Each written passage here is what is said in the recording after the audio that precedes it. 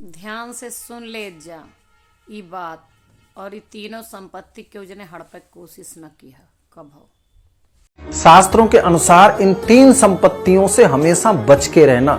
सबसे पहले अपने भाई की संपत्ति कभी मत हड़पना, नहीं तो ऐसा पितृदोष लगेगा कि पूरा जीवन बड़े से बड़ा यज्ञ कर लेना, बड़े से बड़ा पुण्य भी कर लेना, जीवन भर सुख की एक रोटी भी नसीब नहीं होगी।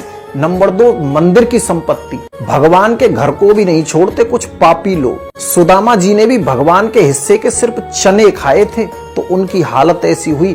तुम्हारी हालत क्या होगी ये तो भगवान ही जाने। तीसरी, ब्राह्मण की संपत्ति कभी मत हड़प लेना। भगवान स्वयं कहते हैं, कुलम समूलम दहती ब्रह्म स्वारणि पावकः, समस्त कुल ही नष्ट हो जाएगा।